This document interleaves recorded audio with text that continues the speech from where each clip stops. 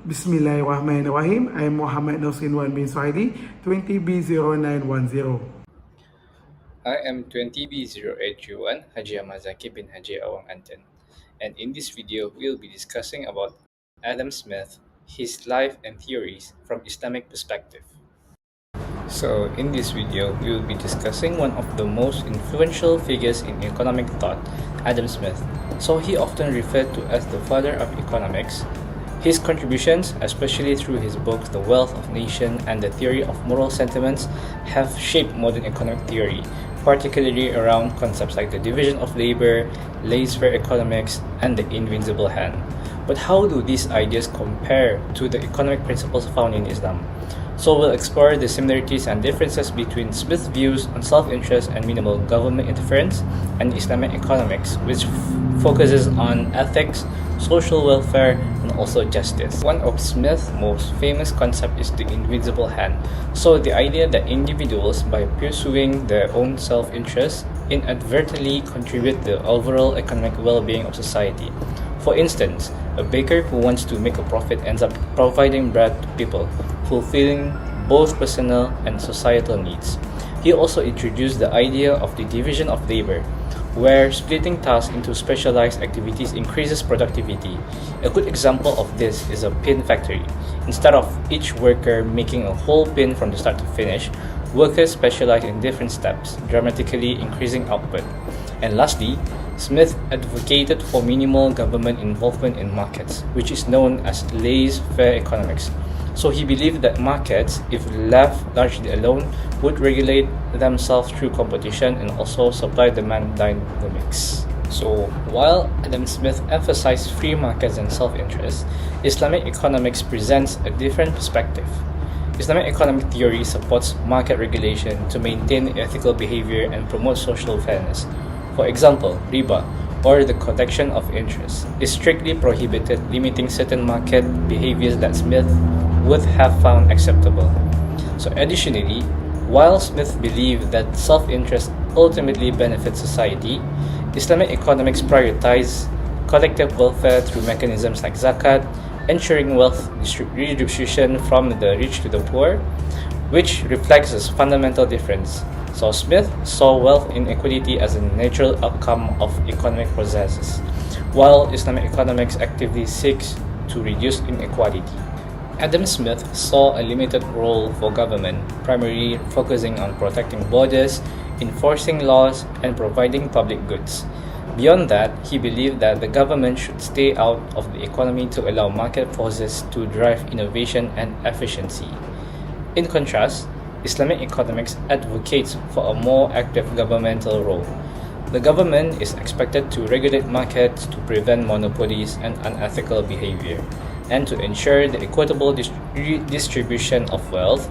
This is reflected in the requirement of zakat and other measures aimed at achieving social justice, which are absent from Smith's theory. Bismillahirrahmanirrahim. Now I will talk about the comparison between the theories of Adam Smith with the principle of Islamic economics on labor and capital. Adam Smith believed that the labor is primary driver of wealth creation. He is well known for his theory of the division of labor, which highlighted how specialization can lead to substantial gain in productivity. While this efficiency promotes economic growth, Smith also aware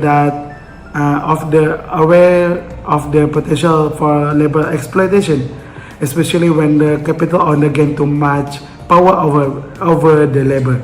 So according to Smith, capital accumulation, meaning reinvesting the profit, was essential for economic growth. For him, investment in product activities will lead to long-term prosperity. However, the capital-driven nature of this model often left the labor at a disadvantage, as the worker carry much of the risk,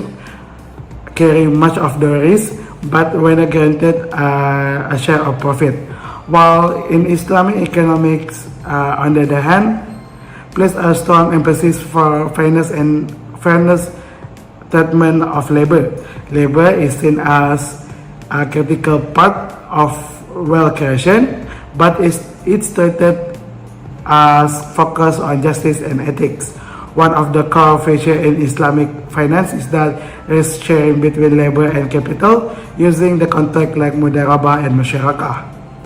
For example, in mudarabah contract, the financier provides the capital while the entrepreneur supplies the labor. The profit are shared according to the per acre ratio, but if there are losses, the financier will bear the burden and protecting the labor from the financial harm.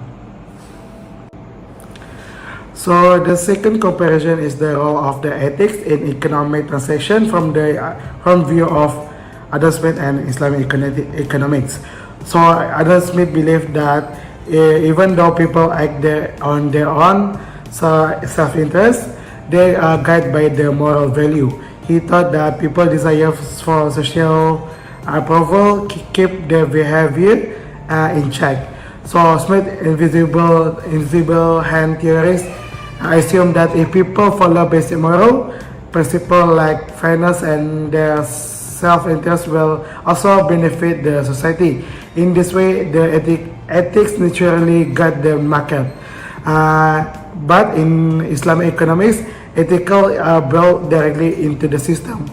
The Quran and Hadith provide the clear rules for the fair economic conduct, like banning riba, which is interest, and encourage zakat, charity, to support those in need. Now moving on, I will talk about the critique of Adam Smith's idea from the Islamic economic perspective. Where the first one is about the interest. Adam Smith's system is rely on interest or riba, which is common in modern banking system now. However, in Islamic economics, riba is forbidden, and because it is seen as exploitative. Instead, Islamic finance promote finance by using equity-based transaction where profit and losses are shared. So the second one is about the profit maximization and materialism. So Smith focused on the self-interest, and profit maximization can lead into materialism. So in contrast, Islamic finance encourage modernization and prioritize the well-being of society over the wealth accumulation. The goal is to balance making living with ethical value. So the third one and the last one is the moral responsibilities. Although Smith talk about the ethics, his economic model assume market will regulate themselves. Islamic economics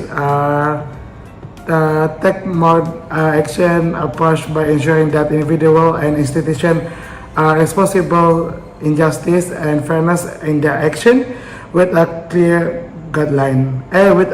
moral guideline. So as for conclusion, that while the Adam Smith idea laid the foundation for modern capitalist economic, Islamic economics, on the other hand, offer the alternative perspective, stressing in social justice and moral responsibility and collective welfare. So through the concept like zakat and the prohibition of riba, it provides a system that integrate ethics into every aspect of economics, contrasting with the Smith self-interest driven approach. So that's all from us. Thank you.